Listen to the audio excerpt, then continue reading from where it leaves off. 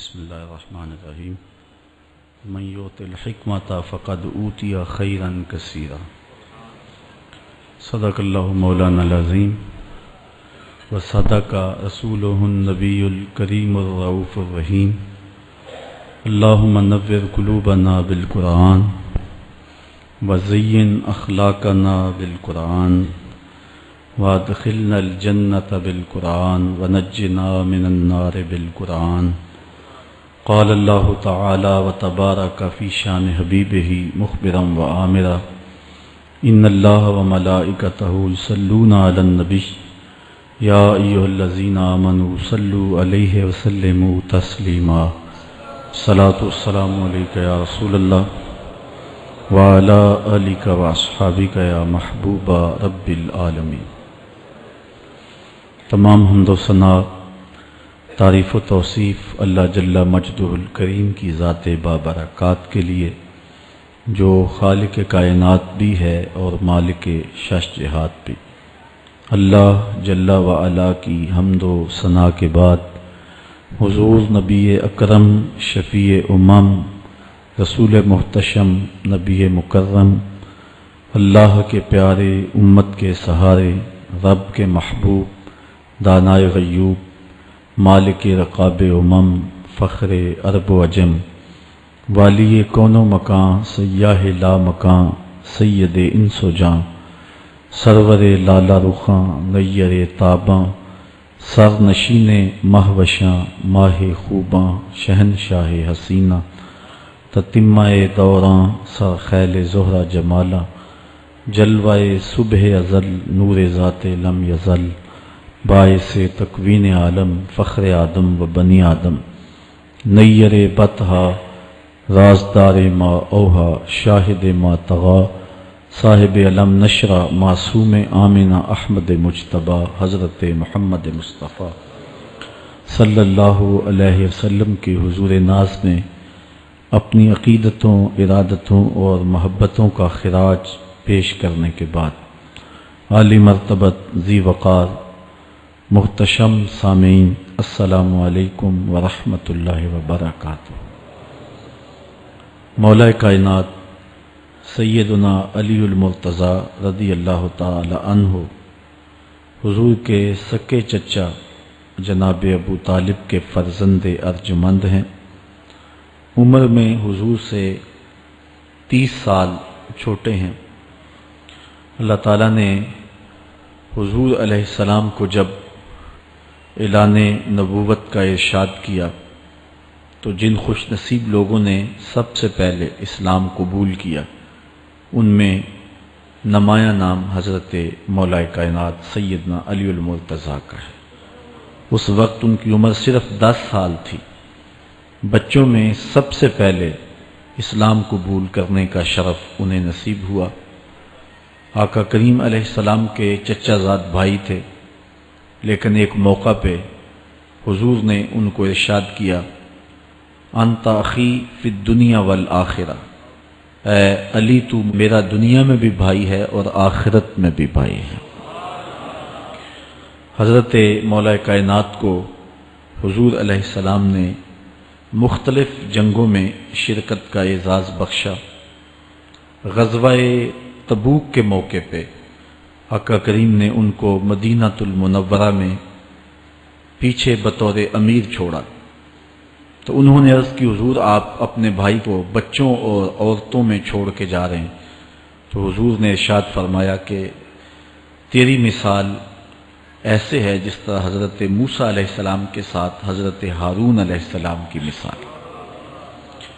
حضرت مولا کائنات کو حضور نے یمن کا حاکم اور امیر بنا کر بھی بھیجا تھا، اور ان کے ساتھ رشتے کی گہرائی یہاں تک ہی نہ رہی بلکہ حضور نے اپنی لاڈلی صاحبزادی حضرت سیدہ فاطمۃ الزہرا رضی اللہ تعالی عنہا کا نکاح بھی حضرت علی المرتضیٰ سے ہی کیا۔ ہجرت کی رات اپنے بستر پہ انہیں لٹایا۔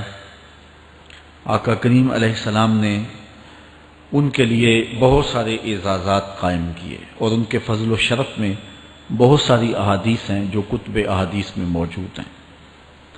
حضرت زر بن حبیش رضی اللہ تعالی عنہ روایت کرتے ہیں کہ میں نے مولا کائنات سیدنا علی المرتضیٰ سے سنا، وہ فرماتے ہیں کہ رسول کریم نے میرے بارے میں ارشاد کیا کہ اللہ یحبنی الا مومن ولا یبغضنی الا منافق، کہ اے علی تیرے ساتھ مومن کے علاوہ کوئی محبت نہیں کرتا اور منافق کے علاوہ تیرے ساتھ کوئی بغض نہیں رکھتا۔ حضرت علی المرتضیٰ فرماتے ہیں کہ اگر میں کسی مومن کی ناک پر تلوار بھی ماروں تو وہ میرے ساتھ بغض نہیں رکھ سکتا، اس لیے کہ میرے رسول نے فرمایا، اور اگر میں کسی منافق کے سامنے دنیا کے سارے خزانے ڈھیر کر دوں وہ میرے سے پھر بھی محبت نہیں کر سکتا۔ حضرت مولا کائنات رضی اللہ تعالی عنہ اللہ اور اس کے رسول کے محبوب تھے۔ غزوہ خیبر کے موقع پہ حضور نے ارشاد فرمایا، حضرت سہل بن سعد سے روایت مروی ہے، لَأُعْطِيَنَّ هَذِهِ الرَّايَةَ غَدًا رَجُلًا يَفْتَحُ اللَّهُ عَلَى يَدَيْهِ يُحِبُّ اللَّهَ وَرَسُولَهُ وَيُحِبُّهُ اللَّهُ وَرَسُولُهُ۔ فرمایا کہ یہ کل میں اس شخص کے ہاتھ میں پرچم دوں گا کہ جو اللہ اس کے رسول سے پیار کرتا ہے اور اللہ اس کا رسول اس سے پیار کرتے ہیں، اور اللہ اس کے ہاتھوں سے فتح عطا کرے گا۔ کہتے ہیں اگلے دن ہر شخص کے سینے میں دل مچل رہا تھا کہ حضور ہمارا انتخاب کریں اور جھنڈا ہمیں عطا کر دیں، لیکن فرماتے ہیں کہ حضور نے ارشاد فرمایا، این علی بن ابی طالب، علی بن ابی طالب کہاں ہے؟ تو ہم نے عرض کی کہ حضور ان کی آنکھوں میں آشوب ہے۔ فرمایا انہیں بلاؤ۔ بلایا گیا تو حضور نے اپنا لعاب دہن مولا علی کی آنکھوں میں لگا دیا، بیماری دور ہو گئی، اور پھر حضور نے ان کے ہاتھ میں جھنڈا دیا اور اللہ نے اسی دن ان کے ہاتھوں میں فتح عطا فرما دی۔ حضرت زید بن ارقم رضی اللہ تعالی عنہ سے روایت مروی ہے، اس کو تھوڑے سے الفاظ کے فرق کے ساتھ حضرت برا بن عازب نے بھی روایت کیا، ترمذی میں یہ حدیث ہے، اور یہ کسی ایک صحابی سے مروی نہیں ہے، اس حدیث کی شہادت 30 صحابہ نے دی ہے۔ بعض علماء نے لکھا ہے کہ یہ حد تواتر تک پہنچتی ہے، اور یہ صحیح ترین حدیث ہے۔ 30 صحابہ نے یہ حدیث حضور علیہ السلام سے سنی اور اس کی گواہی دی۔ حضرت زید بن ارقم رضی اللہ تعالیٰ عنہ روایت کرتے ہیں کہ حضور نے ارشاد فرمایا، من کنت مولا ہو فعلی مولا، جس کا میں مولا ہوں اس کا علی مولا ہے۔ حضرت عمران بن حسین روایت کرتے ہیں کہ حضور نے مولا کائنات سیدنا علی المرتضیٰ کے بارے میں ارشاد کیا، ان علی منی وانا منہ فہو ولی کل مومن، علی مجھ سے ہے اور میں علی سے ہوں، اور وہ ہر مومن کا ولی ہے۔ حضرت ام سلمہ کہتی ہیں کہ میں نے حضور سے سنا، ارشاد فرماتے تھے، لا یحب علی منافق ولا یبغضہ مومن، علی سے منافق پیار نہیں کرتا اور مومن بغض نہیں رکھتا۔ اور ایک حدیث میں حضور نے فرمایا، من سب علی فقد سبنی، جس نے علی کو گالی دی اس نے مجھے گالی دی۔ حضرت مولا کائنات رضی اللہ تعالی عنہ کے حوالے سے ایک فرمان سن لیجئے اور میں اپنے مضمون کی طرف آتا ہوں۔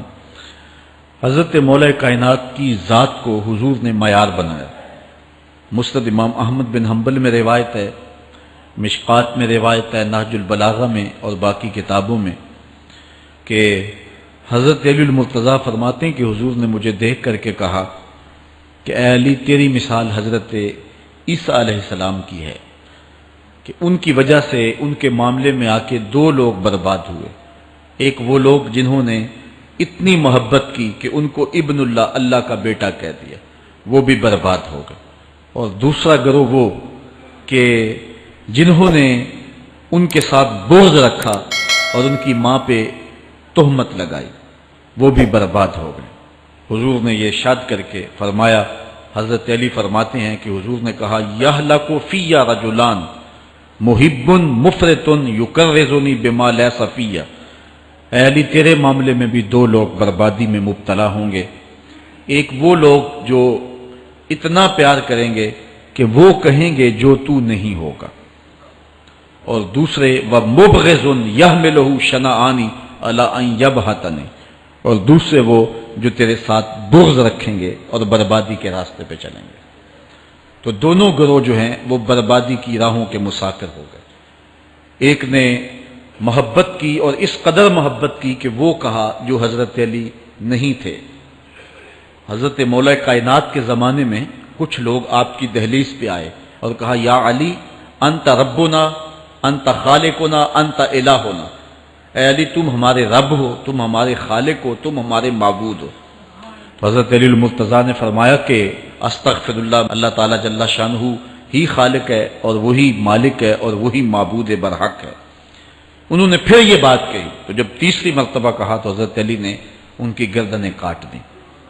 تو یہ آج بھی لوگ موجود ہیں ہمارے ملک میں، ہمارے ضلع میں لوگ ہیں جو علی اللہ کا نعرہ لگاتے ہیں، اور یہ بدترین لوگ ہیں اور معاشرے کی تل چھٹ ہیں، اور یہ محبت میں گمراہ ہو گئے اور انہوں نے حضرت علی المرتضیٰ کو خدا اور الہ کہہ دیا۔ دوسرا طبقہ ہے جو حضرت علی المرتضیٰ کو الہ اور خدا تو نہیں کہتا، لیکن انہیں نبیوں سے افضل مانتا ہے۔ بلکہ شیخ محدث دہلوی علیہ رحمہ نے تحفہ اثنا عشریہ میں باقاعدہ اس قول کو بیان کر کے اس کی تردید کی ہے کہ جو ایک طبقے کا خیال ہے کہ حضرت جبرائیل علیہ السلام کو نبوت دینے میں غلطی لگ گئی تھی، وہ دینی تھی حضرت علی کو اور دے گئے حضور کو، تو آپ نے اس کا رد کیا ہے۔ ایک طبقہ نبیوں سے حضرت علی المرتضیٰ رضی اللہ تعالیٰ عنہ کو افضل مانتا ہے، اور یہ طبقہ بہت سارا پایا جاتا ہے۔ میں نے اپنے ان کانوں سے جو ہے یہ باتیں سنی ہوئی ہیں، اور آپ نے بھی سنی ہوئی ہوں گی کہ نبیوں سے حضرت مولا کائنات کو افضل مانتے ہیں، اور یہ بھی گمراہوں کا ٹولہ ہے۔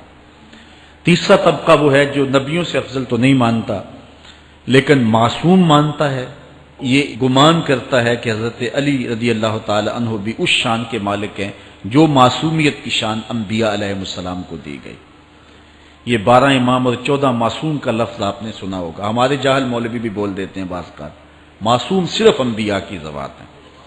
اولیاء اہل بیت محفوظ ہیں، معصوم نہیں ہیں، معصوم صرف ذوات انبیاء ہیں، اور یہ انہی کا اعزاز ہے، ان کے علاوہ یہ اعزاز کسی اور کو حاصل نہیں ہو سکتا۔ چوتھا طبقہ وہ ہے کہ جو حضرت علی المرتضیٰ رضی اللہ تعالی عنہ کو حضرت ابو بکر و عمر رضی اللہ تعالی عنہما سے بھی افضل مانتا ہے۔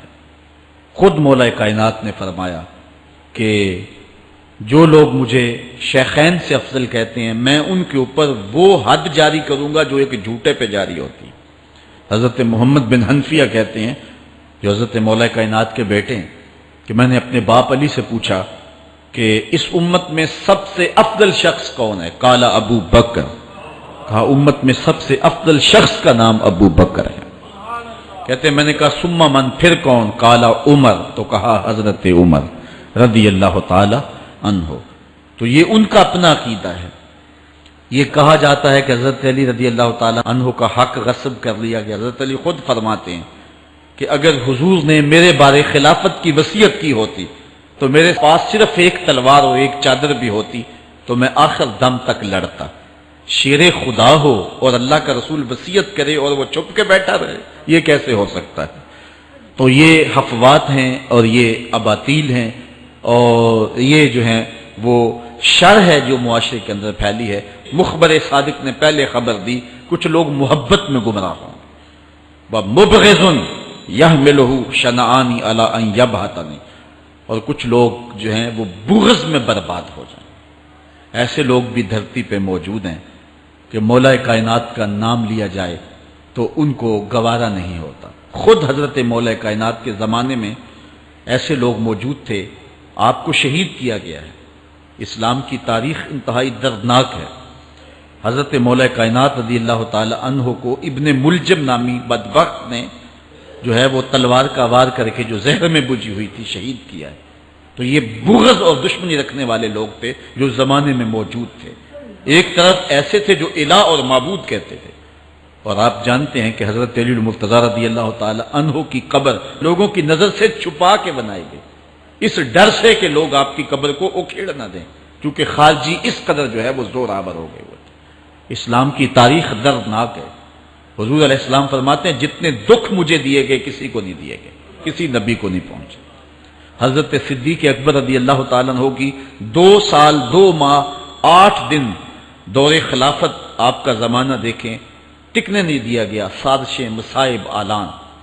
حضرت سیدنا عمر رضی اللہ تعالیٰ عنہ کو شہید کیا گیا، حضرت عثمان غنی رضی اللہ تعالیٰ عنہ پہ 40 دن پانی بند رکھا گیا اور پھر انہیں شہید کیا گیا، حضرت مولا کائنات شہید کیے گئے، حضرت امام حسن کو زہر دیا گیا، حضرت امام حسین کو بچوں کے سامنے ذبح کر دیا گیا، حضرت امام اعظم ابو حنیفہ کی وفات جیل میں ہوئی ہے، امام احمد بن حنبل کے بدن پہ اتنے کوڑوں کے نشان تھے کہ جب قمیض اٹھاتے تھے تو ہر جگہ کوڑوں کے نشان ہی نظر آتے، امام مالک کو مدینے کی گلیوں میں گدھے کے اوپر بٹھا کے کالا منہ کر کے وقت کے حاکم نے پھرایا، حضرت مجدد الفسانی علیہ رحمہ کو گوالیار کے قلعے میں جو ہے وہ قید کیا گیا، علامہ فضل حق خیر آبادی کو جزیرہ انڈمان کالے پانیوں کی سزا دی گئی۔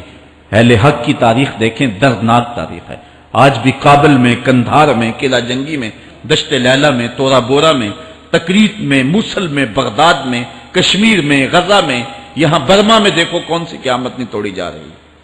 ہمارے ساتھ ماضی دیکھیں تو ہمیں بغداد کی وہ دردناک کہانی سامنے آتی ہے جب انسانی کھوپڑیوں کا مینار تعمیر کیا جا رہا ہے اور منگول سردار نے اپنی فوج کو حکم دیا تھا کہ جو کسی مسلمان کا سر نہیں لائے گا اس کا سر کاٹ کے اس مینار پہ لگائیں گے۔ پھر لوگ پیسے لے کے پھرتے تھے کہ مسلمان کا پتہ دے اور اس کی کھوپڑی کاٹی جائے۔ کچھ لوگ جان چھپانے کے لیے تہہ خانوں میں گھس گئے، پھر دجلہ کا بند توڑا گیا، 1.25 لاکھ لاشیں ہم نے تہہ خانوں سے نکالی تھی۔ اندلس کی تاریخ پڑھیں، ہمارے ساتھ جو قیامت توڑی گئی، مصر کے اندر 30,000 فاطمی کو شہید کیے گئے۔ غریب و سادہ و رنگی ہے داستان حرم، نہایت اس کی حسین اور ابتدا ہے اسماعیل۔ یہ اسلام کی تاریخی درد سے، خون سے بھری پڑی ہے۔ تو حضرت مولا کائنات سیدنا علی المرتضیٰ رضی اللہ تعالی عنہ کو اس وقت اگر خدا کہنے والے بدبخت تھے تو ان کو شہید کرنے والے اور اس ڈر سے کہ ان کی قبر کو کھیڑ نہ دیا جائے خارجی اتنے زور آور ہیں تو ان کو جو ہے وہ لوگوں کی نظروں سے چھپا کر کے جو ہے وہ رکھا گیا۔ اور ایک دور وہ بھی آیا کہ ممبروں پہ بیٹھ کے مولا علی کو گالیاں دی جاتی تھی۔ یہ تاریخ میں یہ دور بھی آیا، آپ پڑھیں تاریخ، بنو امیہ کیسا دور بھی دنیا نے دیکھا ہے۔ اسی لیے حضور نے فرمایا تھا من سب علی فقد سبانی، جس نے میرے علی کو گالی دی اس نے مجھے گالی دی۔ اور لوگوں نے ممبروں پہ بیٹھ کے باقاعدہ حکومت کی طرف سے یہ جو ہے وہ قانون تھا کہ تمہارا خطبہ مکمل نہیں ہوگا جب تک علی کو گالی نہیں دو گے۔ یہ لمحے بھی آئے جب اس دور میں دشمن علی موجود تھے، مبغضین موجود تھے اور افراط محبت میں رکھنے والے موجود تھے، تو یہ دور تو اسلام کا حضور کے دور سے 1400 سال پیچھے ہے، تو یہاں بغض رکھنے والے بھی موجود ہیں۔ اس عنوان کے ساتھ اگر عنوان چھیڑوں تو یہ لمبی گفتگو ہو جائے گی، یہ میرا موضوع نہیں ہے، لیکن اتنی بات میں کہوں گا، اللہ کا شکر ادا کرو، اللہ نے تجھے اہل بیت کے در کا بھی غلام بنایا ہے اور صحابہ کا بھی غلام بنایا ہے۔ کچھ لوگ صحابہ کا نام لے کے اہل بیت کو برا کہتے ہیں، کچھ اہل بیت کا نام لے کے صحابہ کے خلاف بکواس کرتے ہیں۔ ہمارے بزرگ فرمایا کرتے تھے صحابہ نبی کے در والے ہیں، اہل بیت نبی کے گھر والے ہیں۔ ہم کہتے ہیں گھر والوں تجھے بھی ہمارا سلام، در والوں تجھے بھی ہمارا سلام۔ ہم در والوں کو بھی سلام کرتے ہیں، گھر والوں کو بھی سلام کرتے ہیں۔ کسی نے حضور خطیب الاسلام سے پوچھا تھا کہ حضرت عائشہ افضل ہیں یا حضرت فاطمہ افضل ہیں؟ پوچھنے والے نے تو صاحب کو پھنسانا چاہا تھا، لیکن جن کے عقیدے صاف ہوں وہ پھنستے نہیں ہیں، ان کے عقیدے واضح ہوتے ہیں۔ تو حضرت صاحبزادہ نے فرمایا کہ میاں اگر دیکھو بیٹی ہونے کی حیثیت سے تو فاطمہ بیٹی ہے نبی کی اور عائشہ بیٹی ہے ابو بکر کی۔ ابو بکر کی بیٹی نبی کی بیٹی سے افضل تو نہیں ہو سکتی، اور اگر دیکھو بیوی ہونے کی حیثیت سے فاطمہ بیوی ہے علی کی اور عائشہ بیوی ہے نبی کی۔ علی کی بیوی نبی کی بیوی سے افضل تو نہیں ہو سکتی۔ تو یہ اپنے عقیدے کو واضح کر دیا۔ اللہ آپ کو سلامت رکھے اور حق کی راہوں کا مسافر رکھے۔ آج کا عنوان ہے حضرت مولا کائنات کے اقوال حکمت، ان کی زندگی کا نچوڑ۔ اللہ نے بصیرت کا جو نور اور جو ہے وہ دانش اور فہم و ادراک کے جو اجالے مولا کائنات کو دیے تھے وہ انہی کا مقصود ہے۔ ایک ایک بات سے نور نکلتا ہے، اور اللہ قرآن میں فرماتا ہے جس کو حکمت عطا کر دی گئی اس کو خیر کثیر عطا کر دیا گیا۔ حکمت وہ اس بات کو کہتے ہیں کہ جس کو لوگ نقل کریں اور جس سے فائدہ حاصل ہو۔ حضرت مولا کائنات کی باتوں کو لوگوں نے لکھا، یاد کیا اور آگے منتقل کیا۔ آج سارا دن اور گزشتہ شب حضرت مولا کائنات کے بہت سارے فرامین کو پڑھا ہے، سینکڑوں کے اعتبار سے مختلف کتب سے کھنگالا ہے، اور جس طرح وہ ایک مکھی شہد نچوڑتی ہے کہ ایک ایک پھول پہ بیٹھ کر کے رس تیار کرتی ہے، ایک شہد آپ کے لیے تیار کیا ہے اور آج کی مجلس میں آپ کی نظر کرنا چاہ رہا ہوں۔ اور دیکھیے کہ مولا کائنات حکمت کے کیسے دروازے ہیں۔ اسی لیے حضور نے فرمایا آنا دار الحکمت و علی بابها، آنا مدینۃ العلم و علی بابها، میں حکمت کا گھر ہوں، علی دروازہ ہے، میں حکمت کا شہر ہوں، علی اس کا دروازہ ہے۔ تو شریف لوگ شہر میں دروازے کے راستے ہی جایا کرتے ہیں، دیواریں پھلانگ کر کے جانا شریف لوگوں کا شیوا نہیں ہوتا ہے۔ علم کی خیرات لینی ہے تو مولا علی کی دہلیز پہ آنا ہوگا۔ حضرت مولا کائنات فرماتے ہیں میں نے اپنے ارادوں کی شکست سے اپنے رب کو پہچانا ہے۔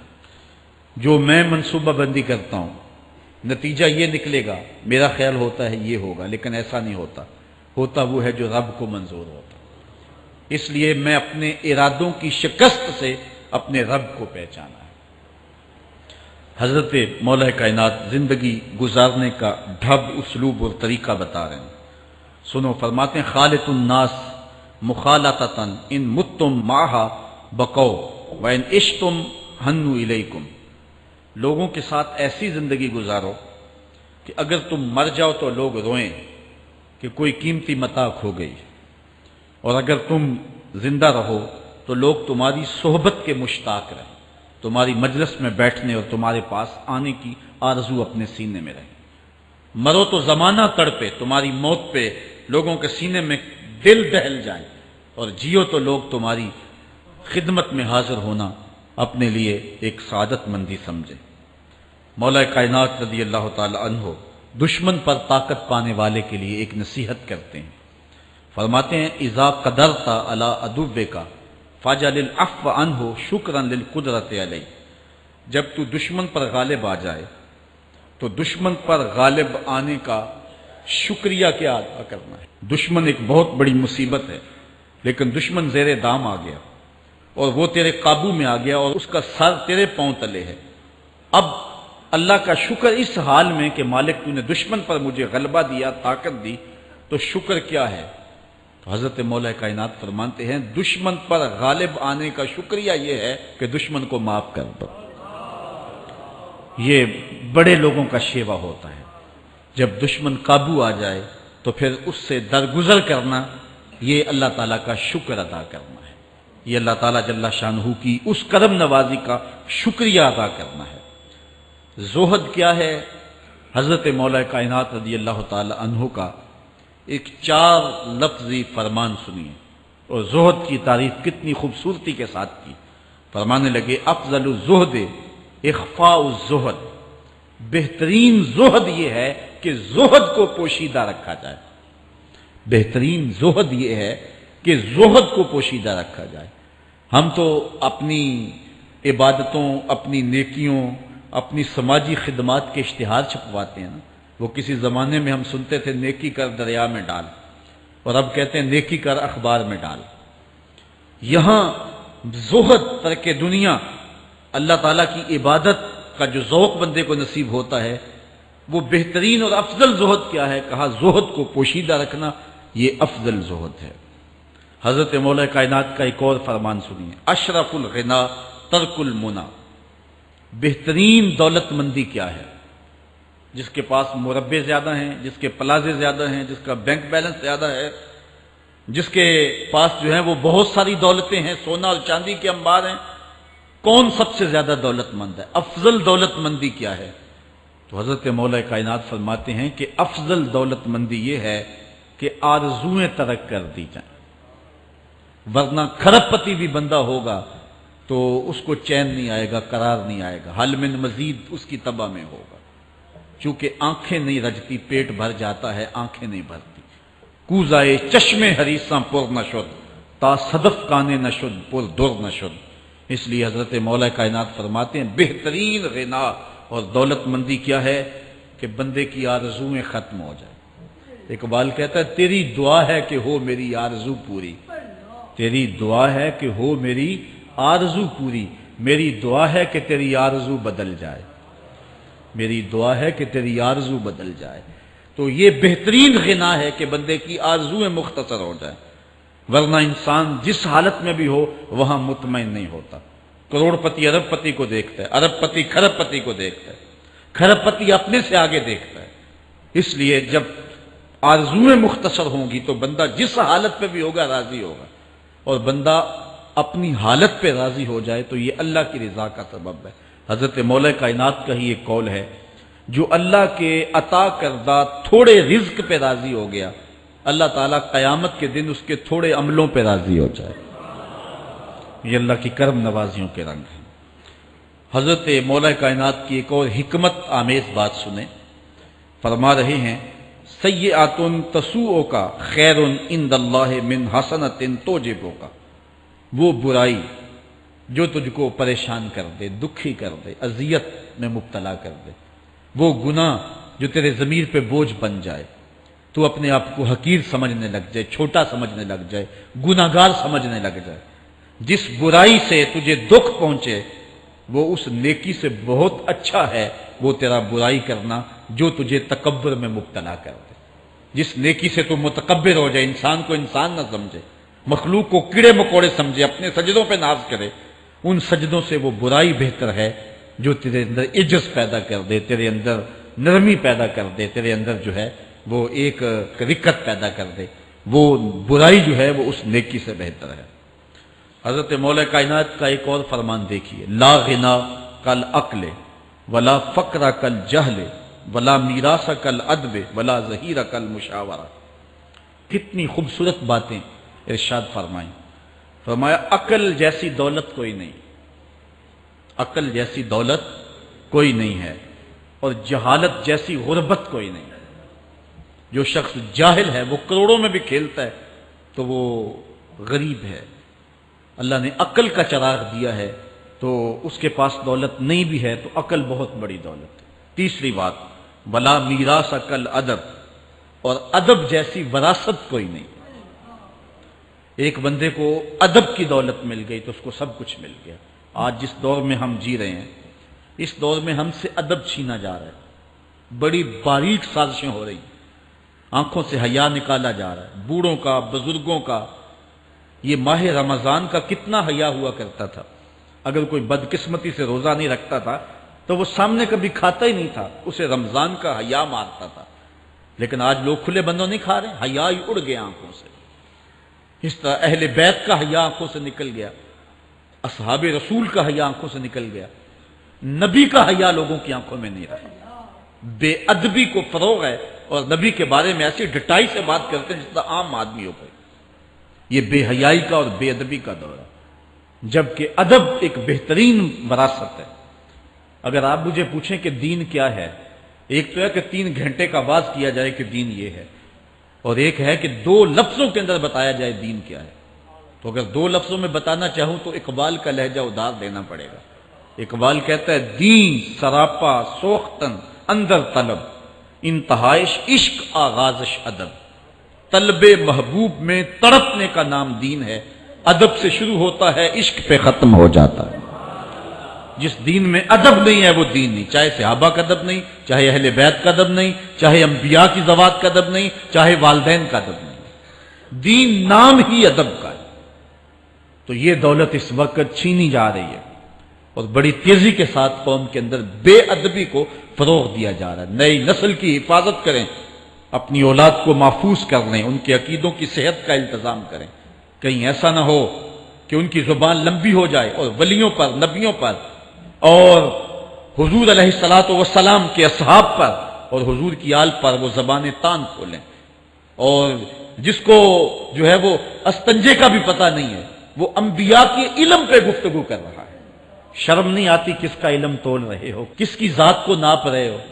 ڈٹھے برق قرآن دے پھول سارے، تیری شان جیا نہیں کوئی ہو ڈٹھا، تیری شان دا کرے مقابلہ جیڑا انہوں عاشقاں اصلی چور ڈٹھا۔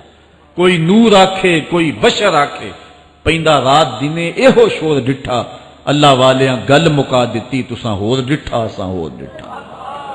تم نے پتہ نہیں کس کو دیکھا ہے جو سکی بیٹی کو بھی نہیں بخشوا سکتا، گلا پھاڑ پھاڑ کے کہا جاتا ہے نبی سکی بیٹی کو نہیں بخشوا سکتا۔ اور میاں تم بخشوانے کی بات کرتے ہو، نبی تو کہہ رہا ہے فاطمہ تو جنتی عورتوں کی سردار ہے، وہ تو جنتیں بانٹ رہے ہیں، وہ تو جنتیں وراثت میں دے رہے ہیں۔ تو ادب پہلا کرینہ ہے محبت کے کرینوں میں، اس لیے کہا کہ ادب جیسی میراث کوئی نہیں، ولا ظہیرہ کل مشاورہ، اور مشورے جیسا مددگار کوئی نہیں۔ آپ کے پاس بڑے اسلحے ہیں، بڑی تلواریں ہیں، بڑے تعلقات ہیں لوگوں کے ساتھ، لیکن اچھا مشورہ یہ سب سے اچھا مددگار ہے آپ کا۔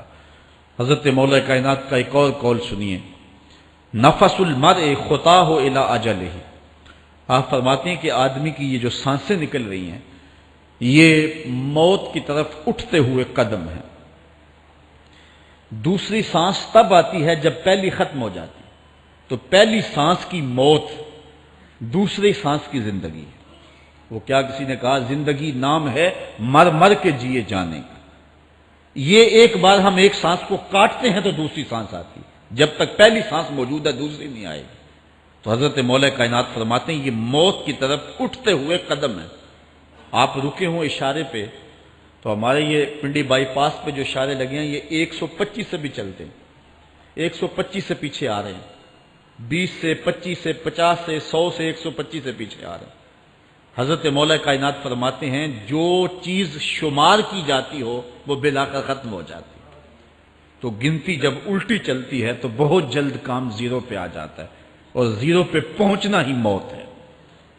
تو زندگی کی یہ سانسیں یہ الٹی چل رہی ہیں، اور میں اور آپ لمحہ لمحہ موت کے قریب ہو رہے ہیں۔ ہم جو ہے وہ اپنی زندگی کی سالگرہ منا رہے ہیں، ہم کہتے ہیں کہ ہم اتنے بڑے ہو گئے، میاں بڑے نہیں ہوئے، چھوٹے ہو گئے، موت بالکل قریب آ گئی ہے۔ اللہ اکبر۔ حضرت مولا کائنات معیشت کے اصول بھی بیان کر رہے ہیں، ما اعلی من اقتصد، جو میانہ روی سے چلتا ہے کبھی بھی کنگال نہیں ہوتا۔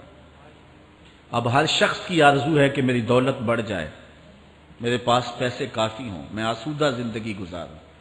اس کا طریقہ کیا ہے؟ جھوٹی قسمیں، چالاکی، 2 نمبر مال بیچنا، ٹیکس چوری کرنا، بجلی چوری کرنا، گیس چوری کرنا، کیا طریقہ ہے پیسے بچانے کا؟ مولا کائنات سے پوچھیں، مولا علی سے پوچھیں۔ مولا علی فرماتے ہیں استنزل الرزق بالصدقہ، صدقہ دیتے جاؤ رزق بڑھتا چلا جائے گا، جو کماتے جاؤ اس میں کچھ حصہ رکھ لو اللہ کی راہ میں، صدقہ دیتے جاؤ گے تمہارا رزق بڑھتا چلا جائے گا۔ اچھا حضرت مولا کائنات کا ایک اور قول دیکھیے اور اس کا حسن دیکھیے، من ظن بک خیرا فصدق ظنہ، جو تیرے بارے میں اچھا گمان کرے تو اس کے گمان کو سچائی کر دے۔ تو وہ نہیں ہے جو کوئی تیرے بارے میں گمان کر رہا ہے، لوگ تجھے اچھا سمجھتے ہیں، تو اچھا نہیں ہے، تو تو اچھا بن جا تاکہ لوگوں کا گمان ٹھیک ہو جائے۔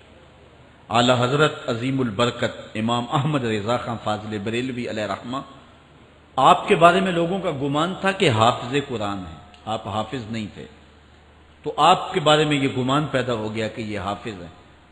تو رمضان کا موسم آیا تو کسی نے کہا حضرت اس مرتبہ آپ ہی سنا دیں، تو اعلی حضرت نے سوچا یہ میرے بارے میں اچھا گمان کرتے ہیں، چلو حافظ بانی جاتے ہیں۔ اعلی حضرت نے قرآن 1 مہینے میں حفظ کیا ہے، دن کو پڑھتے تھے، شام کو سنا دیتے تھے کہ جو لوگوں کا گمان ہے میں اس کے مطابق ہی ہو جاؤں۔ اچھا گمان کی کہانی سنیے، صحیح حدیث میں آتا ہے اور حدیث قدسی ہے، رب کہتا ہے میرا بندہ میرے بارے جو گمان کرتا ہے میں ایسے ہی ملوں گا۔ اس لیے اپنے رب کے بارے میں اچھا گمان کرنا چاہیے کہ ہمارا رب ہمیں معاف کر دے گا اور ہمارے گناہوں سے درگزر فرمائے گا۔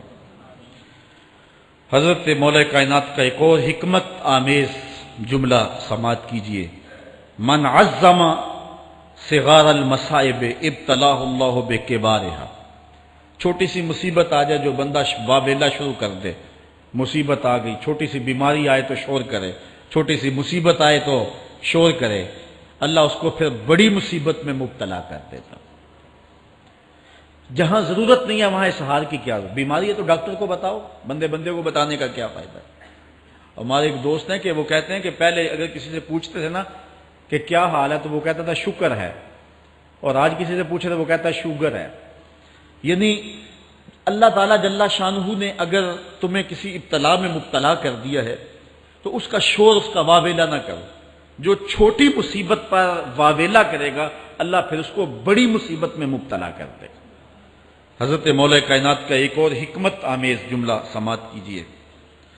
آپ فرماتے ہیں زندگی گزارنے کا گر اور طریقہ، فرماتے ہیں عزم الخالق اندکا یصغر المخلوق فی عینک، اگر تیری نظر میں خالق بڑا ہوگا تو پھر مخلوق چھوٹی ہو جائے گی۔ اگر اللہ کی عظمت کا تجھے لحاظ ہے کہ وہ بہت عظیم ہے تو پھر مخلوق کی پرواہ نہیں ہوگی۔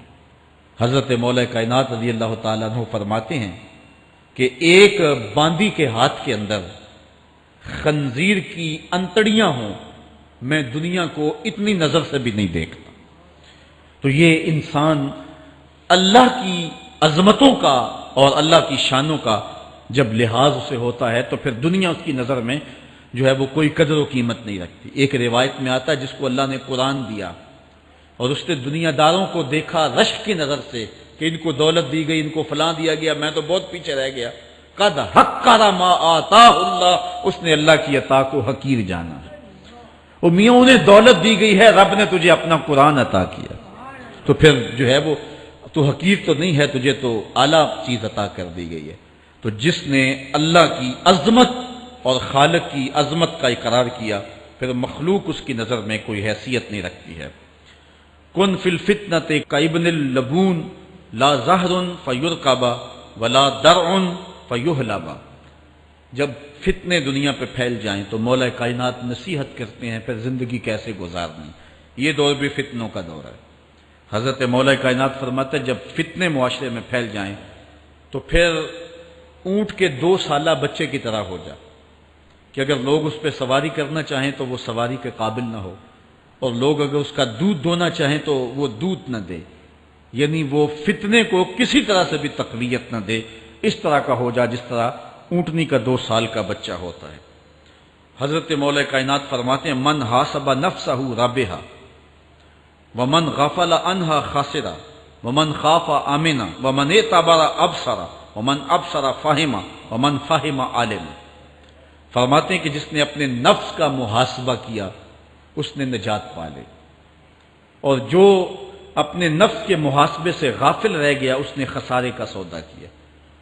جو اللہ سے ڈرا وہ امن پا گیا، اور جس نے زندگی سے عبرت حاصل کی اس کی آنکھوں میں روشنی آ گئی، بصیرت کا اسے نور مل گیا، اور جسے بصیرت کا نور مل گیا وہ فہم و فراست کی دولت سے مالا مال ہو گیا۔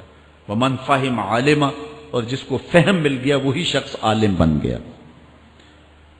مختلف سیغے یاد کرنے سے عالم نہیں بنتا، فہم و فراست کا نور اگر مل جائے تو یہ ہے علم کا جمال، آخرت کی فکر رکھنے والا عالم۔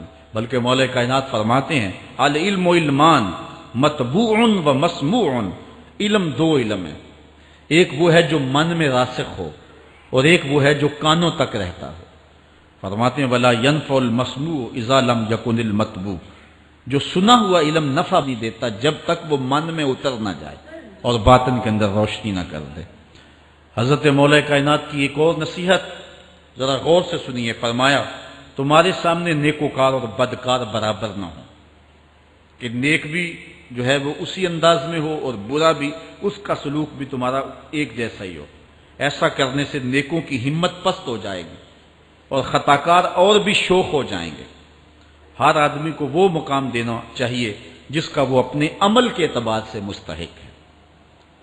اصل خرابی ہوئی تب ہے ہمارے آراس میں، ہماری محافل نعت میں، ہماری مجالس میں وہ لوگ مہمان خصوصی بنے جن کے پاس دولت زیادہ تھی، چاہے کردار کے لحاظ سے وہ کتنے ہی پست کیوں نہ ہو، اور جن کے پاس دولت نہیں ہے چاہے وہ کردار کے اعتبار سے جتنے مرضی بلند کیوں نہیں ہے، انہیں عزت کی مسند پہ نہیں بٹھایا گیا۔ میں نے اپنی ان آنکھوں سے گجرانوالہ کے ایک اسٹیج پہ دیکھا کہ ایک محفل نعت تھی اور ایک بوڑھا شخص سفید ریش، وہ اسٹیج پہ شوق میں کہ میں نعت خانوں کو قریب سے دیکھوں، وہ آ کے بیٹھ گیا، اور منتظمین نے جو ہے وہ سیکورٹی کو حکم دیا اس بابے کو اٹھاؤ اور اس کو جو ہے وہ نیچے کرو۔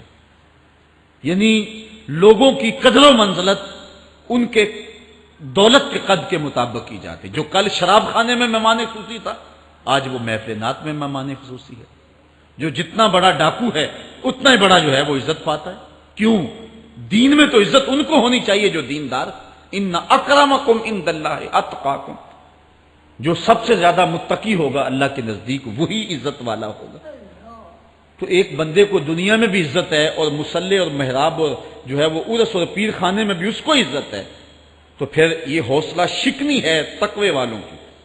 حضرت مولا کائنات فرماتے ہیں اور خطا کار اور بھی شوق ہو جائے گا. بلکہ ہم نے جو انداز اختیار کیا ہوا ہے، ایک شعر پڑھتے ہیں ہمارے نعت خان کہ چلو دربار نبی میں چلیں، کھوٹے سکے بھی جہاں پہ چلتے ہیں. اور پھر جو ہے وہ سارے لوگ نوٹ پھینک رہے ہوتے ہیں. شرابی بھی نوٹ پھینک رہا ہے، جوا کھیلنے والا بھی پھینک رہا ہے، جس نے رشوت سے پیسے کمائے وہ بھی پھینک رہے ہیں اور خوش ہو رہے ہیں کہ کھوٹے سکے بھی وہاں چلتے ہیں.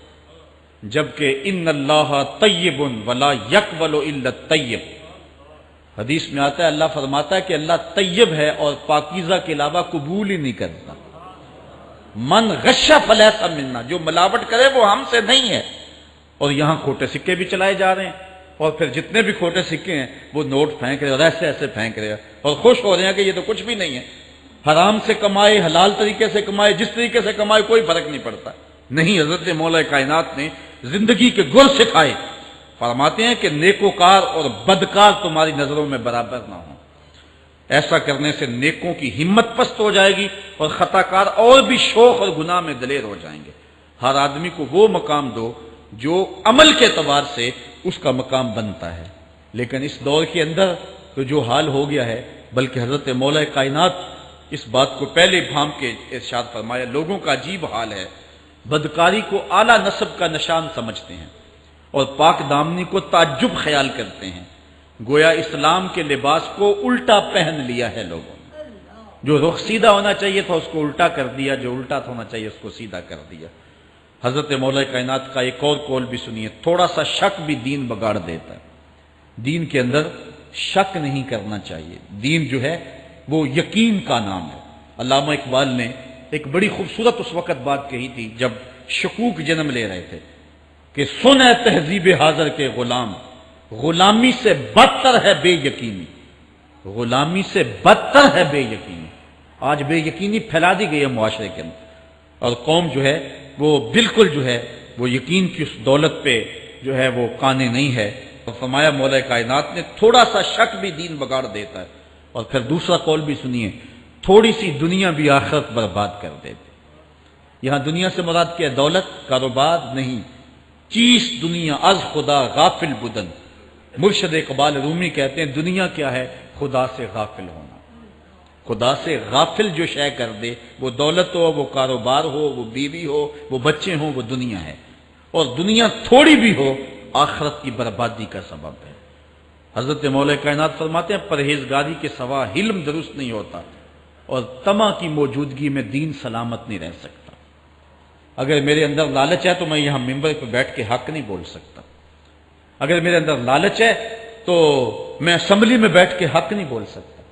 جب طمع ہو تو پھر دین سلامت نہیں رہتا اور جب طمع نہ ہو تو بندہ سولی پہ چڑھ کے بھی حق ہی بولتا ہے.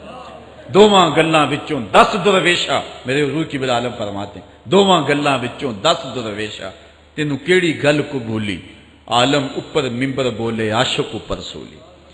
جب تک تھوڑی طمع بھی انسان کے اندر ہے تو بندہ پھر اس کا دین سلامت نہیں رہ سکتا. دین کی سلامتی طمع کو ختم کرنا ہے. لالچ بنیاد ہے دین کی خرابی کی.